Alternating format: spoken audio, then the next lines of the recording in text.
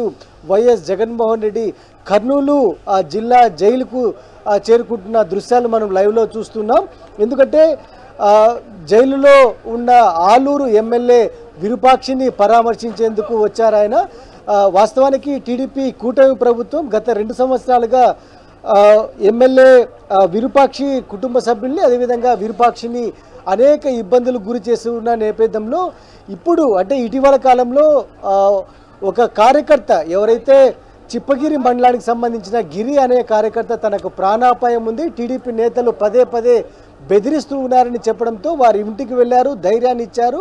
ఆ నేపథ్యంలో టీడీపీ నేతలు ఒకసారిగా విరూపాక్షి అదేవిధంగా ఆయన అనుచరులపైన పెద్ద ఎత్తున దాడి చేసిన నేపథ్యంలో నిందితులపైన ఎవరైతే దాడులకు పాల్పడ్డారో వారిపైన చర్యలు తీసుకోవాల్సిన పోలీసులు ఏకంగా ఆలూరు ఎమ్మెల్యే విరూపాక్షి అదేవిధంగా ఆయన వర్గీయులపైన కేసు నమోదు చేసిన పరిస్థితి కనిపిస్తుంది. మరోవైపున విరూపాక్షి సోదరుడు శ్రీరాములు కూడా హత్యాయత్నం జరిగినప్పటికీ ఎక్కడా కూడా కఠిన చర్యలు తీసుకోవడం మాత్రం కర్నూలు జిల్లా పోలీసులు విఫలమయ్యారు. ఈ మొత్తం పరిణామాలన్నిటిపైన వైఎస్ జగన్మోహన్ రెడ్డి సీరియస్గా రెస్పాండ్ అయ్యారు, ఆగ్రహంగా వ్యక్తం చేస్తున్న పరిస్థితి కనిపిస్తుంది. అందుకే కర్నూలుకి ఈ ఉదయం 11 గంటలకు చేరుకున్న మాజీ ముఖ్యమంత్రి వైఎస్ జగన్మోహన్ రెడ్డి ఓరవకల్ నుంచి అనంతపురం జిల్లా జైలు దాకా దాదాపుగా కొన్ని గంటల పాటు ప్రయాణించి ఇక్కడ ఏదైతే వైఎస్ జగన్మోహన్ రెడ్డి వస్తున్న ప్రతి చోటికి పెద్ద ఎత్తున ప్రజలు అదేవిధంగా వైఎస్ఆర్ కాంగ్రెస్ పార్టీ శ్రేణులు తరలి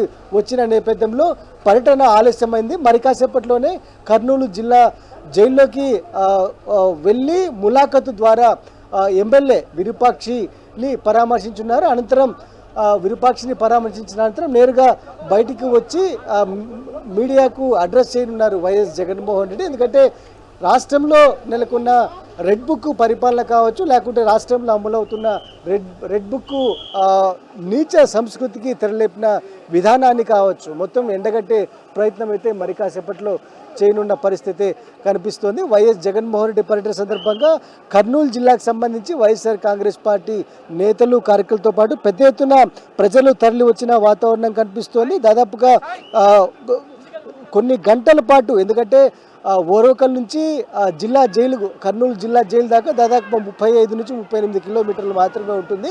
కేవలం